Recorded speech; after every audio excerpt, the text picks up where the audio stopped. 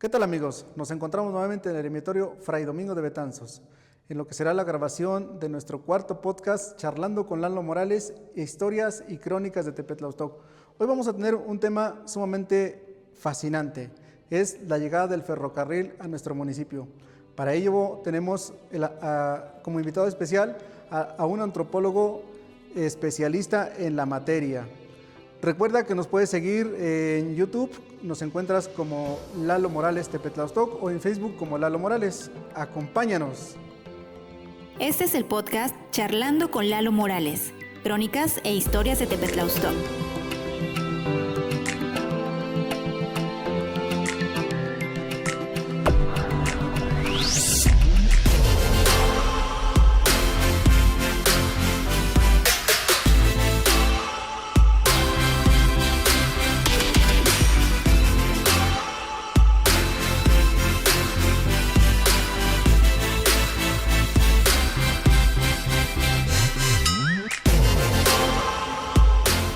A este eremitorio Fray Domingo de Betanzos, donde estamos charlando en el podcast Lalo Morales, crónicas e historias de Tepetlaustoc. Este tema es sumamente interesante, sé que te apasiona también a ti, igual que a mí, es el ferrocarril. El ferrocarril. ¿Correcto, amigo? Claro que sí. Primeramente, pues, cuéntanos, ¿qué te llevó a venir aquí a Tepetlaustoc? Porque tengo entendido que ya hiciste alguna investigación, o 2 o 3 investigaciones has hecho anteriormente aquí en el Tepetlaustoc. Cuéntanos, ¿cómo fue que te gustó la historia?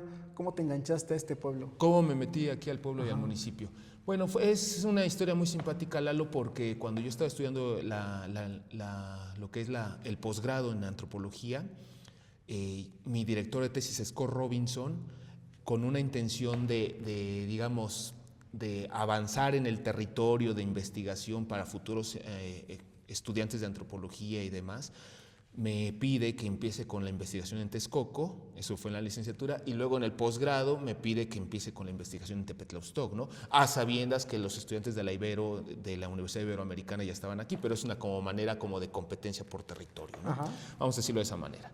Entonces, Scott Robinson me acompaña durante el proceso de licenciatura, maestría, doctorado, y ahí es donde yo desarrollo, aquí en Tepetlaustoc concretamente, desarrollo mi tesis de maestría y doctorado sobre la cuestión de los bandidos de Río Frío, las fiestas, todas estas cuestiones, ¿no? O sea, sobre todo la cuestión ceremonial de San Sebastián, las ferias del caballo, la pelea de gallos, todas esas cosas. El punto fundamental que me convoca, y eso ya digamos, córrele más o menos unos 10 años después a ese proceso, que me convocó a los trenes, fue que un día yo me encuentro con Scott Robinson en Tlayacapan, Morelos. O sea, tuvimos una reunión en Tlayacapan, él y yo, y lo que era una plática como la de ahorita, de amigos, de encuentro y demás, se le ocurre el sacar un mapa fechado de un tal Delfín Sánchez, del año 1888, pero antes de eso estábamos hablando obviamente de la zona de la Colhuacán, Texcoco, Tepetlaustoc, Acolman, toda esta zona, ¿no? Y entonces él saca el mapa, se para, yo pienso que va por algún refresco, alguna cosa, y me sigue hablando a distancia, y entre sus preguntas me dice, oye, ¿qué sabes del tren de Tepetlaustoc? Y saca el mapa y lo pone en medio, ¿no? Y pues yo le comento, no, bueno, pues yo sé que hay un tren en Texcoco, por ahí pasaba el tren, pero digo, Tepetlaustoc no me cuadra, pero lo que yo le había dicho contradecía lo que estaba en ese mapa. Y le digo, bueno, ¿de dónde lo sacaste? Me dice, no, lo bajé de internet, lo encontré en el archivo general. Entonces, ahí nació el interés tanto de él como mío, porque él es un ferroaficionado y ya después me metió en esas cosas también. Ahí nació el interés, y lo que ocurrió fue de que inmediatamente al otro día, que yo ya estaba aquí en México, me pongo a buscar, y ¿dónde vas encima de la monografía de Cando, ¿no? Y en la monografía de Cando, ahí aparece un menos de 10 palabras donde dice, el tren Tepetlaustoc llega en 1880, alrededor de 1880, ¿no? Pocos años después. Entonces, ahí la pregunta que sale es, ¿llega o pasa? Porque entonces ya son dos versiones contrarias. Sí, claro. Porque en la monografía de Cando se dice, llega, pero cuando llega es, digamos, como una terminal. Exacto, una terminal. Sí. Y el mapa nos dice, pasa. Entonces, empezamos una indagación todavía más fuerte y ahí logramos encontrar a un interesado en de ferroaficionados que está en Estados Unidos, se me acaba de... John Sperling.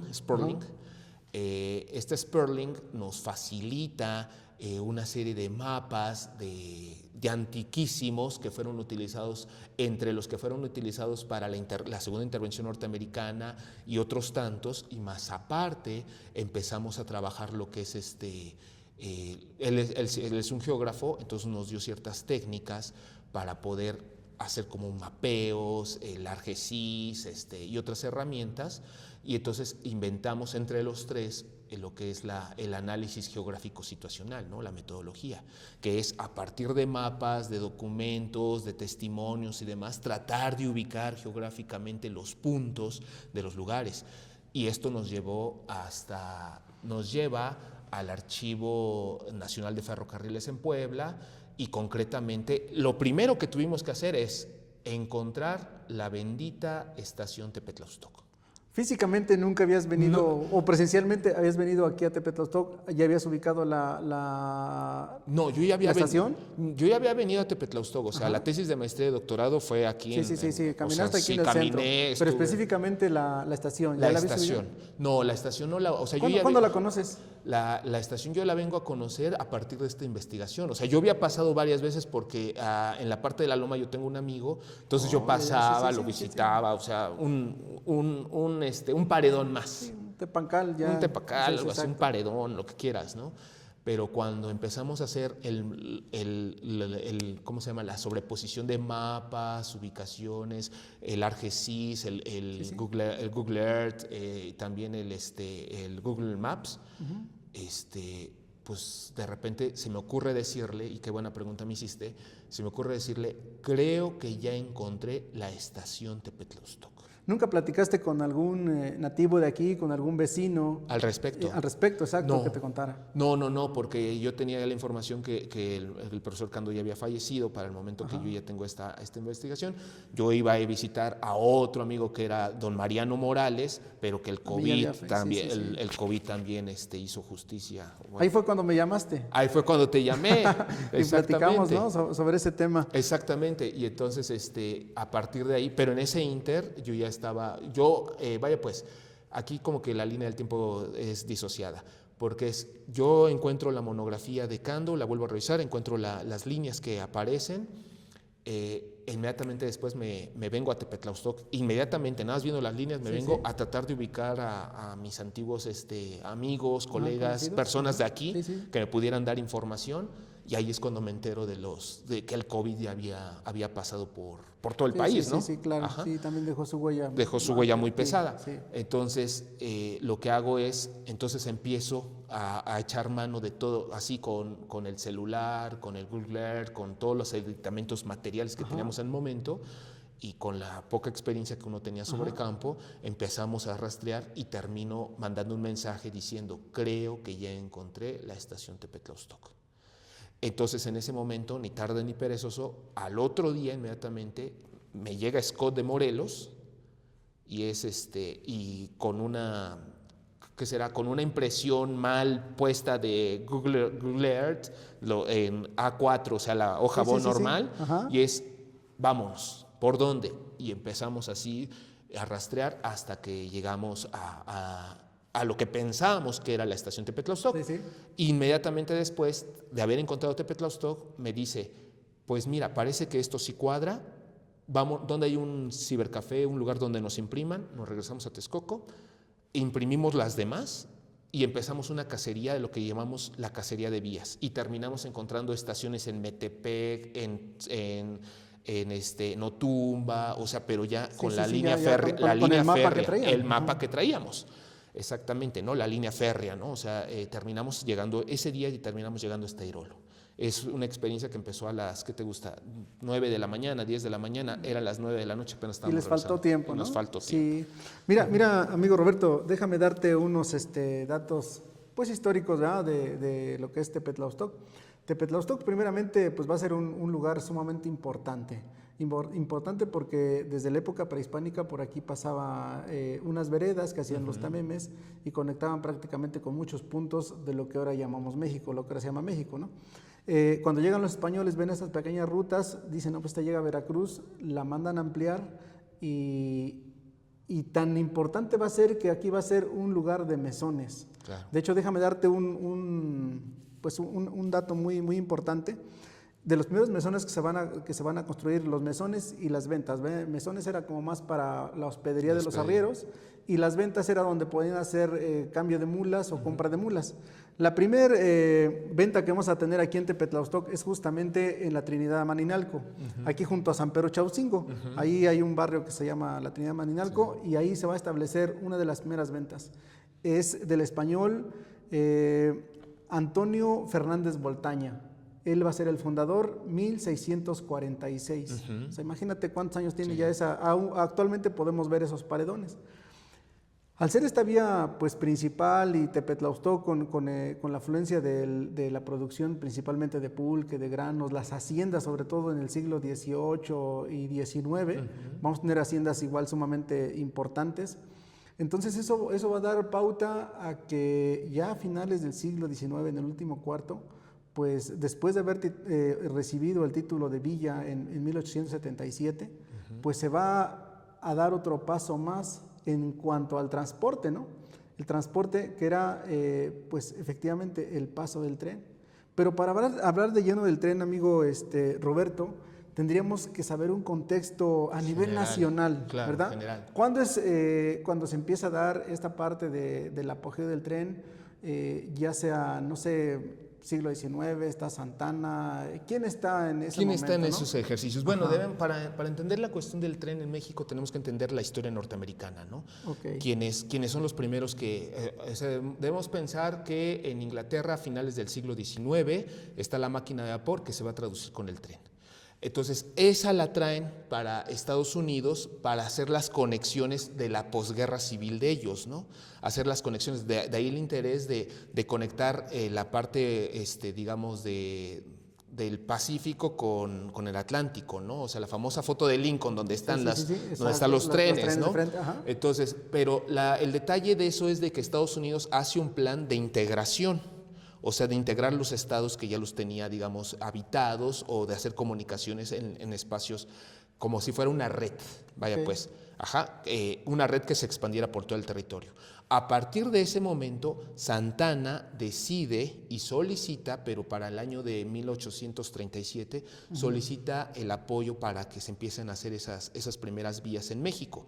El primer proyecto es de la ciudad, es hacia el puerto de Veracruz. Sí, pues era la entrada. La entrada o la salida, ¿no? O sea, era, digamos, la puerta y salida para el viejo continente, claro, ¿no? Con Europa. Era la entrada, entonces es al puerto de Veracruz, pero pasa un detalle y el punto es de que se atraviesa la segunda intervención norteamericana en 1845, entonces se frena todo. Aquí hay un punto importante porque hay personas que han investigado, o sea, con respeto a los cronistas, que tú no eres el que has escrito, hay otros cronistas u otros investigadores que han tocado este tema y que están cometiendo un error grave, ¿no? Porque están diciendo que Santana le da la concesión a los hermanos Mozo en 1853, pero ¿cómo puede ser eso si Santana fue instituido después de la segunda intervención? Ya no estaba, o sea, es un dato completamente erróneo. Entonces, el primer intento es un tren que vaya de Veracruz a Ciudad de México, el cual no se logra, no se hace porque Santana hace la concesión, se solicita el apoyo, se invierte dinero, pero lo que vamos a ver en la historia de los trenes, los ferrocarriles de México es de que se hacían N número de concesiones y de las cuales el mínimo porcentaje verdaderamente se cumplía. Hay datos del Archivo General de la Nación, del Archivo General Nacional de Ferrocarriles, donde, por ejemplo, de 30 concesiones, solamente 2 se concluyen. ¿Qué pasó con las otras 28, no? Entonces, y el gobierno sí invertía dinero, sí prestaba, sí lo daba las concesiones y demás, y de repente se desaparecían los inversionistas, desaparecían a quien se le había dado el dinero, no se habían hecho avances. Entonces, eso es lo primero que tenemos que tomar en cuenta. A Santa Anna le da la idea de construir trenes, pero no construye ninguno. Luego fue con Bustamante. Exacto, Bustamante sí hace, sí empieza los primeros intentos, pero Bustamante ya lo hace en el 42. Sí, o sea, él es presidente de la República. sí, Ajá. en el 42, o sea, ya empezamos en el 37, más bien en el 37 es cuando empiezan con Bustamante, ¿no? O sea, ni siquiera ya era Santa Anna. Entonces, aquí el detalle es más bien es con Bustamante. Con Bustamante sí se hace el de Veracruz, México-Veracruz, y también empieza con la cuestión del norte del país, pero nada más a la zona de Matamoros. Okay. O sea, pero aquí también hay otro interés. Los Estados Unidos nunca, a diferencia de lo que ellos planearon para sí mismos, que era hacer una red, para el caso de México no era una red.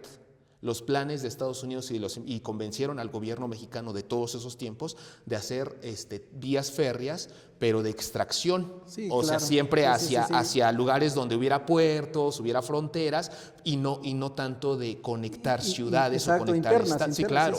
Eso no era un interés de la Union Pacific, de la Railways, de la Kansas City. ¿Por qué? Porque había otro interés de por medio. De hecho, se esperaba que la vía de Veracruz, México, estuviera antes de la segunda intervención para utilizarla precisamente Pero no fue así. Pero no fue así. No fue así. Eso no fue así, claro. Que bueno, la historia nos dice que para esa intervención con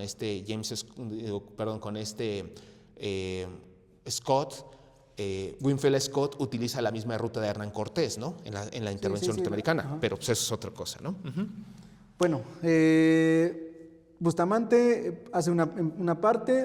Realmente se empieza a cuajar todo esto ya con Porfirio Díaz. ¿Benito Juárez hizo algo con respecto al tren? Con Lerdo de Tejada en el 73, ahí hay otro proyecto, ¿no? Porque Bustamante lo comienza, pero no lo termina. Lerdo de Tejada en el 73 lo llega como a terminar, llega como a hacerlo, y también piensan hacer la conexión de Acapulco, Ciudad de México. Y al interoceánico, al que conocemos como... Es que el interoceánico tiene, acuérdate que lo hemos comentado, el interoceánico tiene tres tramos. Tres tramos. Entonces si ya teníamos el de Veracruz a Ciudad de México, o se estaba concluyendo, ahora tenemos de Acapulco a Ciudad de México, pasando por Morelos. Pero nos falta el tercer tramo, que es ahí donde nos involucra Tepetlaustoc. Exactamente. Entonces, para ir dándole forma a esta charla, ya es en 1980, por ahí está ya 1880 está ya Porfirio Díaz en el gobierno. Sí, claro. Él le da un poco más de impulso a la cuestión ferrocarrilera. Y se hace el tramo, Tepetlaustoc sigue siendo, en ese tiempo yo creo que fueron sus años de gloria. De gloria, porque la arriería estaba en su máximo apogeo, la producción de pulque. De hecho, había unos periódicos en la ciudad de Texcoco que hablaban continuamente de Tepetlaustoc. Había las haciendas, teníamos la hacienda de don José María, bueno, es la productora de vidrio de allá de... la de San Jerónimo. La de San Jerónimo, la de Tierra Blanca. De Tierra Blanca. Por acá, por la parte norte, teníamos la hacienda de San Telmo. Fíjate, esa hacienda también es muy, muy antiquísima. Es de 1600, finales de 1600. Sí, ahí la construye un señor llamado Pedro Blancas y su esposa María Eslava. Que también están emparentados con los del Molino de las Flores. Exacto, con los Molinos de las Flores. Teníamos la otra hacienda acá en Jolalpa, la de San Nicolás. Y bueno, está en su máximo apogeo la cuestión de las haciendas. Había ranchos incluso ahí junto a la hacienda de San Telmo. Está el rancho de San Antonio de San José Calalpan y de San Vicente Altica. Bueno, entonces finalmente me gustaría mostrarte este mapa. Mira, este mapa es de 1882. Este mapa fue dibujado en 1882 y menciona que son 8 kilómetros de vía de Tepetlaustoc. Pero aquí solamente está mencionando de la estación de Tepetlaustoc a la conexión de la estación de Metepec. Bueno, ¿con Metepec o con San Antonio? Con San Antonio debe ser. Son 8 kilómetros. Sí, son 8 kilómetros. Y aquí perfectamente en este mapa, amigo, para que la vean nuestros seguidores. Este mapa, pues igual lo encontré en la Mapoteca Nacional y perfectamente menciona por dónde daba esa vía. Claro. Entonces, es 1882, llegaba a Texcoco, salía de los Reyes primeramente, ¿no? Aquí hay que considerar, en 1873 el ferrocarril llega a la Ciudad de México, o sea, de Veracruz, Ciudad de México. Ajá. Y el que viene de Acapulco a Ciudad de México, pasando por Morelos, ahí llega a Los Reyes. Exacto, sí, a Los Reyes. Ahora, para el tercer tramo, que es el que ya nos va a conectar el interoceánico, que es donde aparece Tepetlaústoc, la concesión se da en 1880, pero se empieza a construir en 1881. Detalle interesante, aquí lo confirma el mapa, detalle interesante es de que en noviembre de 1881 ya se había pasado el reporte de avances de ferrocarril que está en el Archivo Nacional de Ferrocarriles en Puebla, ya reporta que ya se había logrado pasar por Tepetlaústoc. O sea, confirma el mapa, ¿no? O sea, porque si es del 82 lo confirma, lo ratifica. Y ya hay una serie de estaciones que se están apuntando, y ahorita vamos a tocar este tema porque aquí a las haciendas entran, pero con todo. Perfecto. Pero el detalle más importante que hay que resaltar, que para 1888 Delfín Sánchez vuelve a hacer el mapa ya de la ruta completa que conecta desde Acapulco hasta Veracruz, pasando por Tepetlaústoc. Los Reyes, Tepetlaústoc y Irolo, ¿no? que es el mapa que me enseñó Esco Robinson en Tlayacapan. Pero detalle más importante es que para 1889 la ruta de Tepetlaústoc ya no es económicamente comercial. Sí. Pudieron pasar diferentes cosas, pero bueno, ahorita lo vamos a tratar. Ahorita lo tocamos. Entonces, recapitulando, llegaba a los Reyes, La Paz actualmente. Llegaba a los Reyes actualmente. Se venía, por la vía que ahora pasa por la hacienda de Chapingo, la Universidad de Chapingo. Es interesante ahí porque llega a los Reyes, o sea, sale de Ciudad de México de la garita de Peralvillo. ¿San Lázaro? De Peralvillo, o sea, había una estación en Peralvillo, lo que es ahora actualmente cerca de la Plaza de las Tres Culturas, cerca de Tlatelolco. Y había otra en San Lázaro. Sí, ahí estaba. Entonces, sí, ahí hay dos. Y había una tercera que estaba hacia el poniente. Entonces, eso por un mapa de 1880, que se tiene también ahí. Entonces, ¿qué ocurre?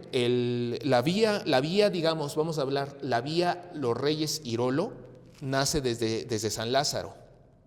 Los Reyes Irolo. Pasa, aquí traigo la estación, menciónalas. Pasa por San Lázaro, o sea, sale de San Lázaro, pasa por Los Reyes, llega a Texcoco, pero aquí hay un punto interesante, ¿no? Porque llega a Texcoco, pero también hay unas estaciones, vamos a decirlo de esta manera, estaciones fantasmas, que sí existe la estación, pero no están en el mapa. Pero no están en el mapa y tampoco en el itinerario de viaje de Los Reyes Irolo, ¿no? ¿Cuál es? Montecillos, Chapingo, eran como más particulares. Eran particulares, pero también otro detalle importante, y ahorita lo vamos a comentar el detalle de las haciendas. Entonces, después de Texcoco, pasan a Tepetlaústoc, de Tepetlaústoc se va a San Antonio, y luego de San Antonio a Metepec. Sí. Ahí vamos a pararnos. Bueno, de Texcoco a Tepetlaústoc. Hemos recorrido, o al menos, hemos caminado prácticamente toda la ruta de este mapa que nos va a seguir el tren. Este mapa menciona puentes, obviamente menciona la estación. La estación está en el paraje de Sila.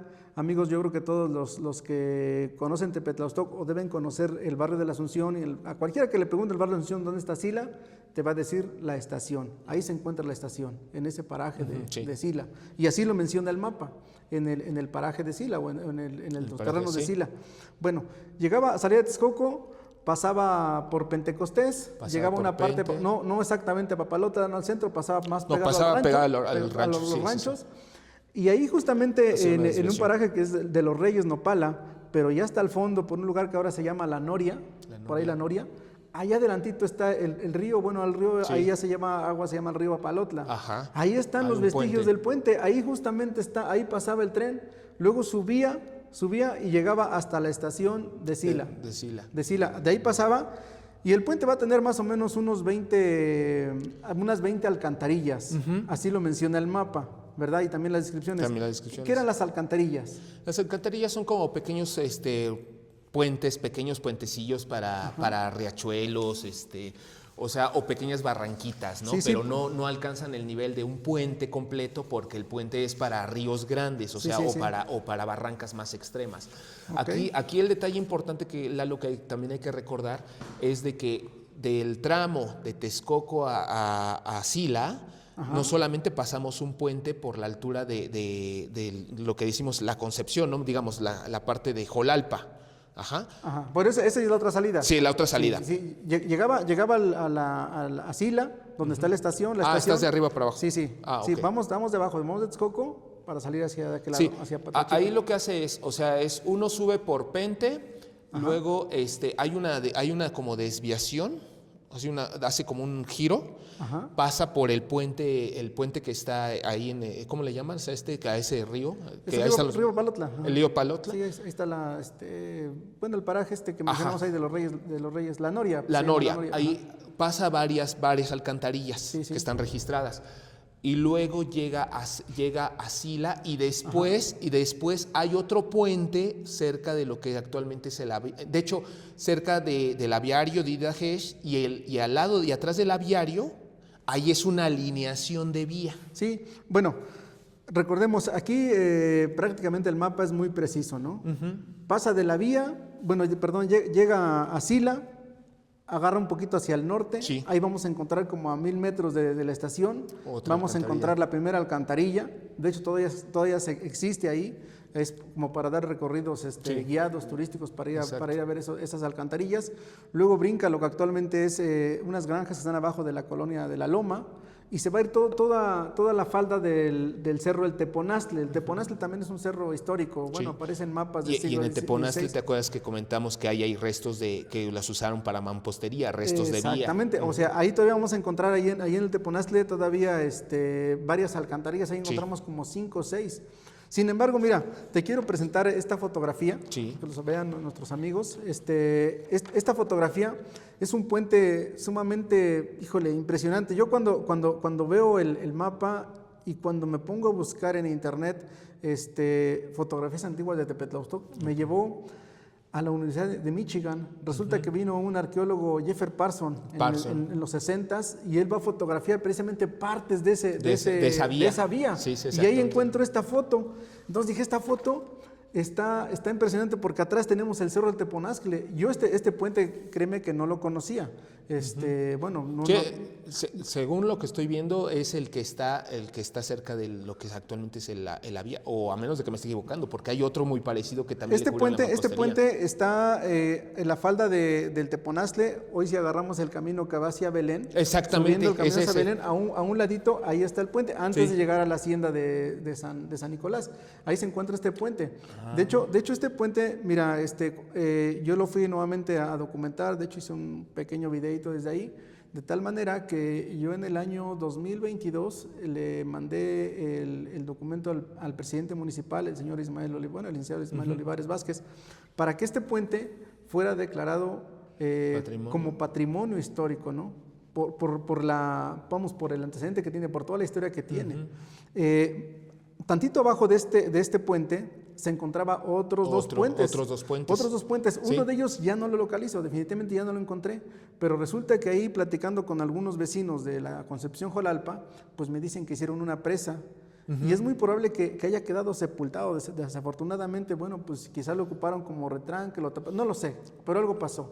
Y luego llegando ya ahí a la hacienda de San Nicolás, ahí ellos tienen un pequeño solar donde tenían su estación particular, que esa no aparece tampoco. Que en los tampoco mapas, aparece aquí, tampoco en los mapas. que eso es algo de detalle. A ver, aquí voy a tocar yo te había comentado, hay un segundo puente. Sí, hay otro puente. Hay otro puente, porque Sí. que está muy parecido a este, Sí. porque de hecho me engaño por la foto. Sí, lo que tiene, ajá. Ese puente está donde está la hacienda. la iglesia de la Conchita Jolalpa. Ajá.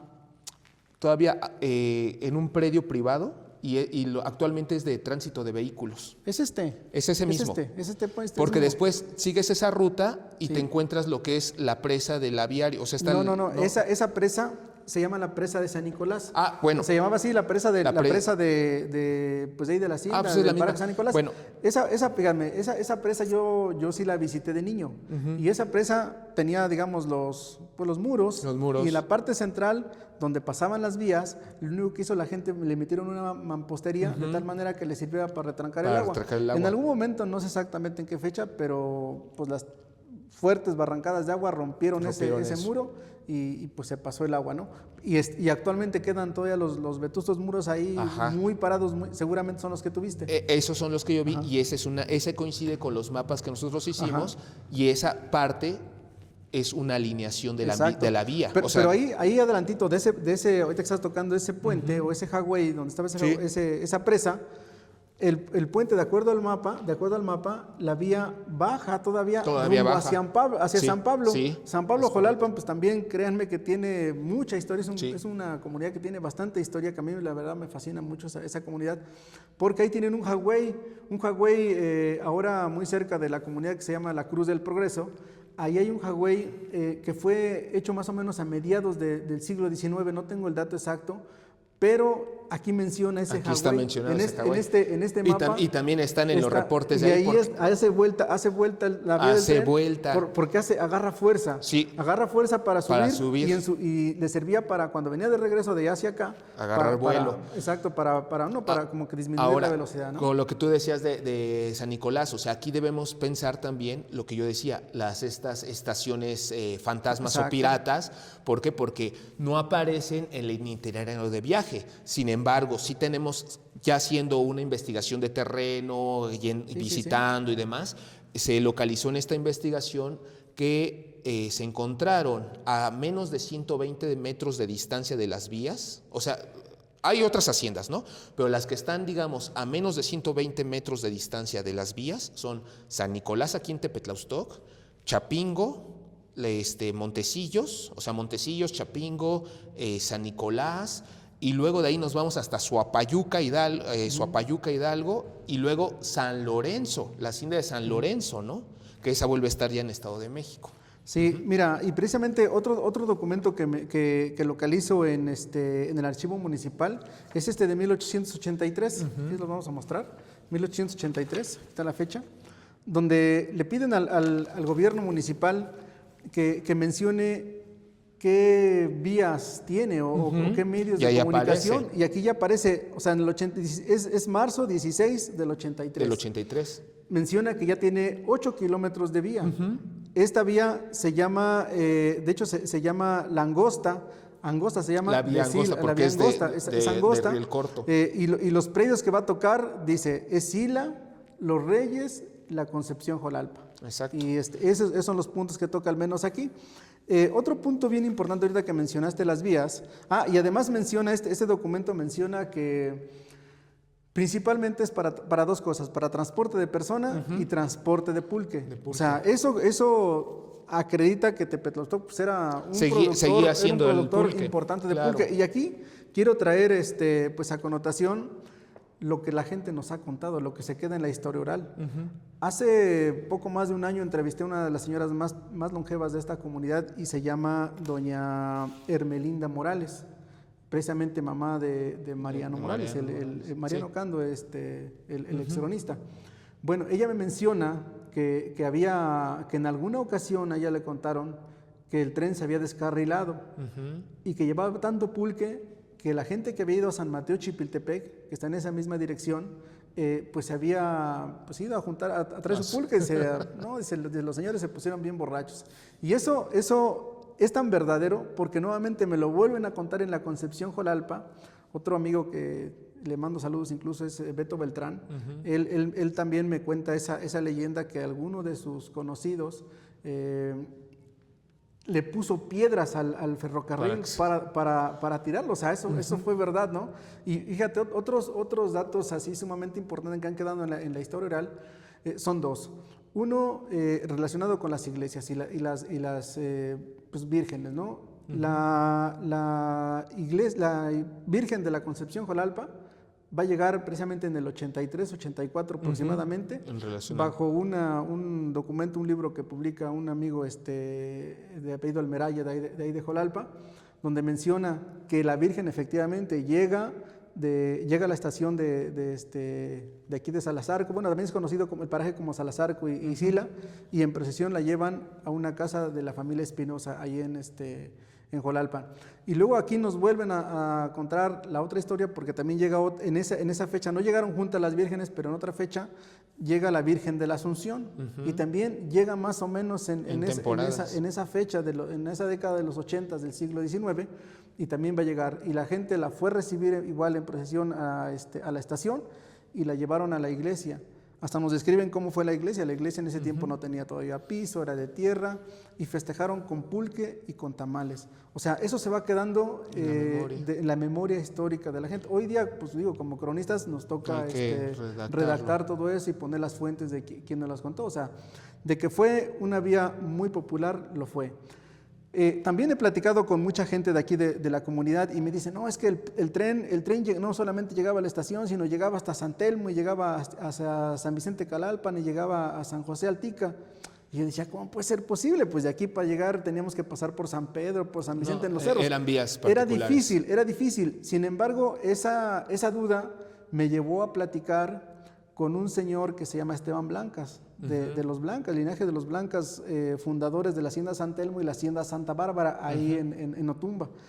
Con él tuve la oportunidad de platicar hace poco más de medio año y me dijo, mira, ¿por qué existían esas vías? Le hice la pregunta, ¿no? Y me dice, las vías sí existieron, pero las vías no eran de tren. No. Eran para plataforma y eran tiradas por mulas. Sí. O sea, eso sí es verdad. Sí, la gente sí encontró restos de vías, sí es verdad, pero no eran para ferrocarril, eran para ser tiradas por mulas y era precisamente para mover el pulque a las diferentes estaciones. Principalmente ahí era la estación de Otumba, ¿no? Sí, donde lo llevaban. Sí, el pulque que se embarcaba aquí en la estación de Sila principalmente venía de la hacienda de San Lorenzo,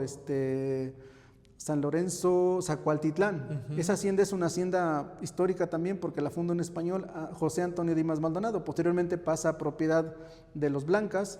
Había otra ahí que se llama Guadalupe Buenavista, otros ranchos, Guadalupe Buenavista y bueno, la de don José María Galíndez. Era la productora de vidrio, pero también en su momento, bueno, fue productora de granos y es seguro que traían probablemente sus productos a embarcarlos a esta estación, sí, más claro. Todo el pulque que se producía aquí en Cabecera y lo que se producía en Chautzingo, en todos estos pueblos, incluso pues Jolalpa, ¿no? San Nicolás, pues ni qué decir. Entonces, esta ruta o este ferrocarril fue principalmente para eso, para el transporte de personas y el transporte de pulque.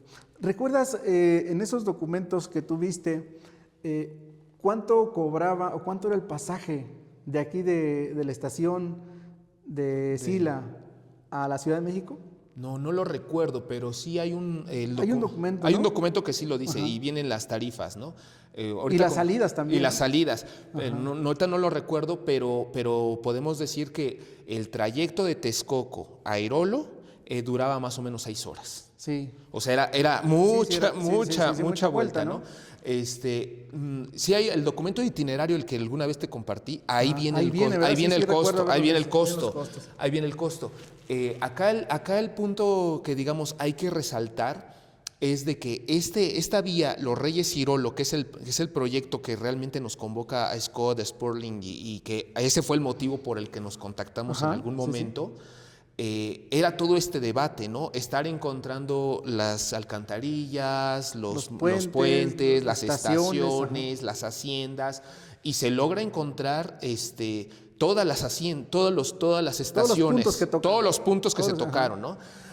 Y sobre todo también aquí viene la pregunta obligada es ¿por qué? O sea, porque estamos hablando de 1882, los testimonios que estás dando son del 85, 87, ahí, ¿no? Son esos años.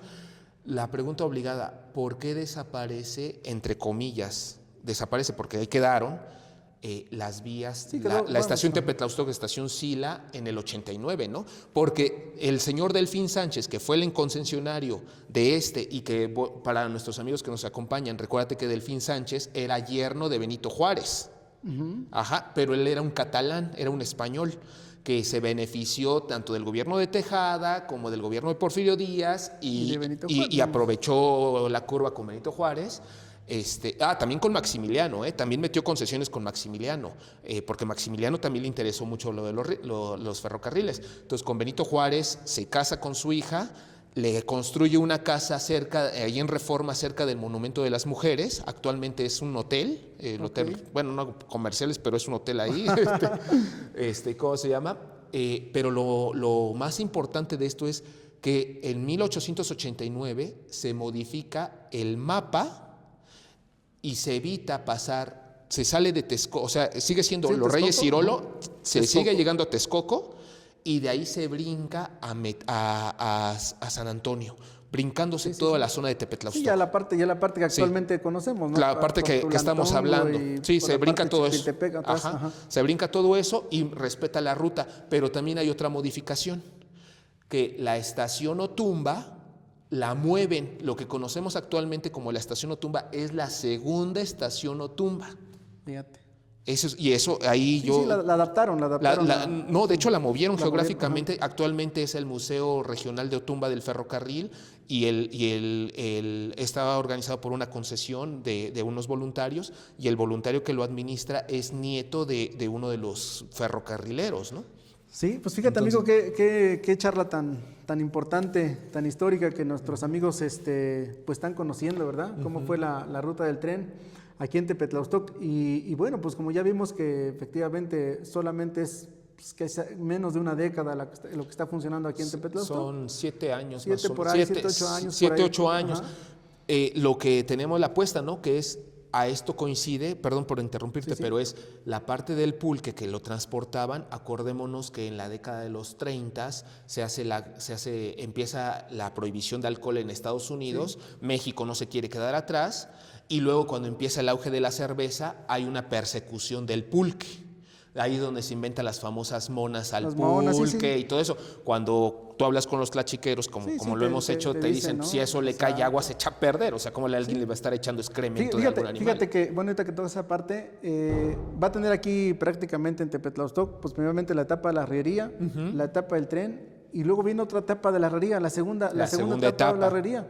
O sea, ya finales del siglo XIX, principios del XX, hasta 1980, quedan los últimos arrieros. Algunos ya no irán en burros. Ya, bueno, originalmente va a ser en burros, después del tren va a ser en burros, y al último va a ser en bicicletas, ¿no? Movían ya principalmente el pulque a la periferia, todo lo que es la periferia de Texcoco, algunos a Texcoco, lo que es Huechotla, sí, el triángulo del toda pulque. toda la parte de allá abajo, hasta la parte de la Costa Chica, que le llaman a Texcoco, ahí por Atenco y Tocuila, toda esa parte, pues ahí llevaban el pulque, pero ese, digamos, ya fue lo último, el ¿no? resabio. Ya, exacto, lo último que queda incluso en el siglo pasado, en el siglo XX. Y bueno, pues así concluía, digamos, esa etapa del tren en Tepetlauztoc, que fue una etapa pues muy corta, pero que todavía podemos ver muchos vestigios de aquella vía que fue tan importante, claro, para esta zona. Y sobre todo, seguramente en esos 9 años, toda la historia que sucedió, ¿no? Digo, solamente tenemos algunas otras. Otro dato muy importante es de que hace unos días platiqué también con unas señoritas, bueno, ya son muy grandes, hijas de don José Morales Castillo.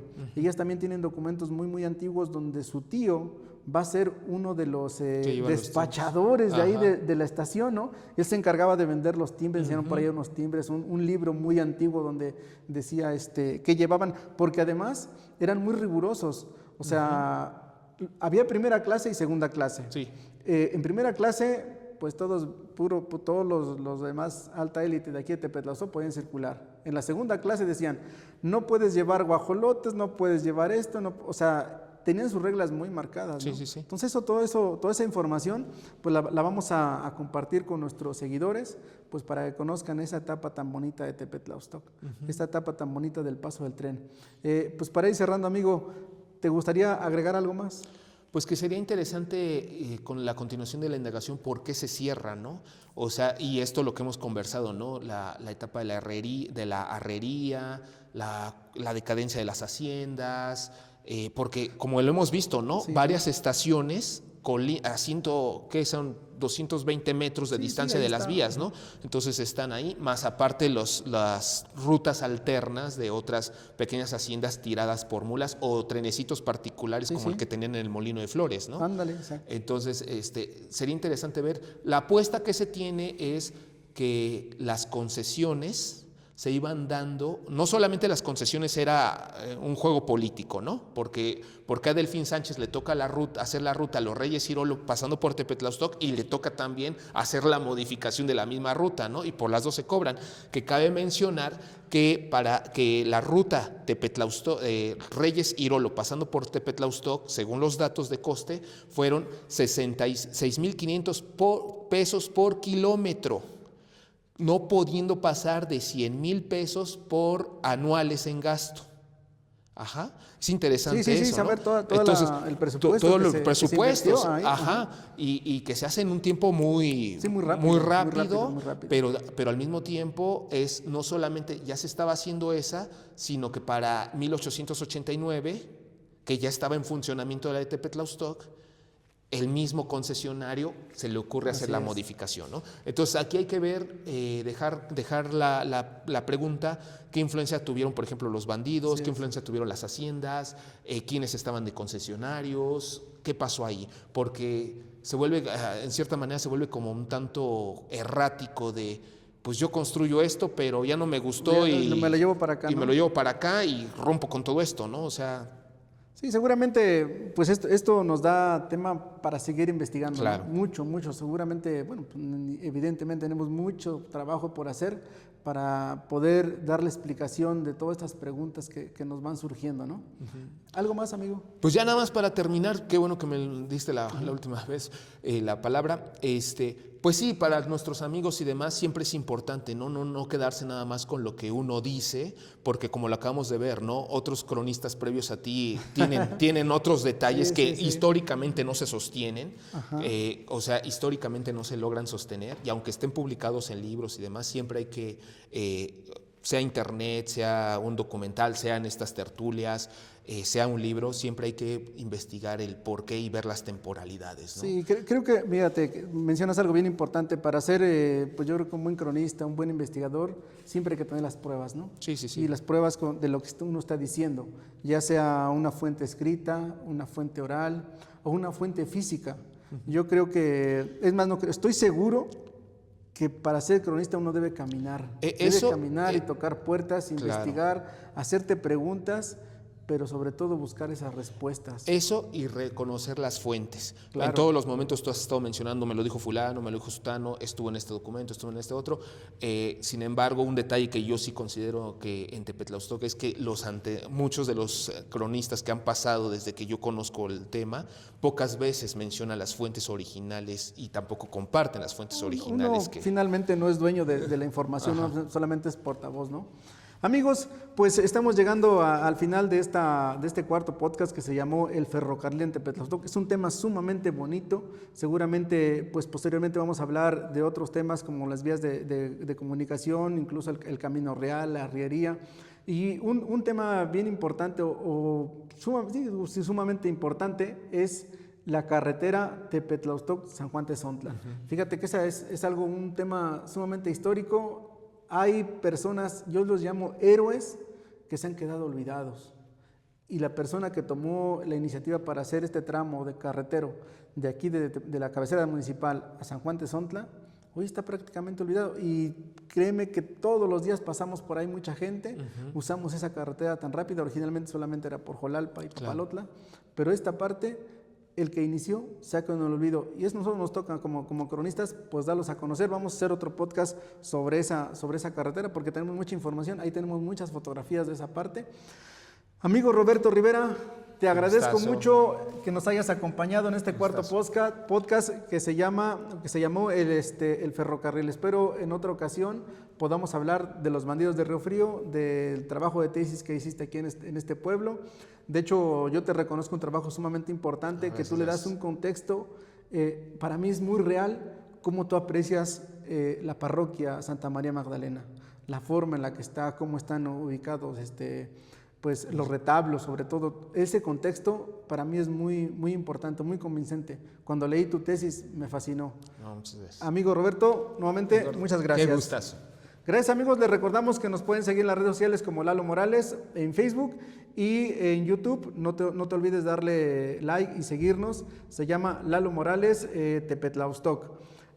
Muchas gracias. Este es el podcast Charlando con Lalo Morales, crónicas e historias de Tepetlaustoc.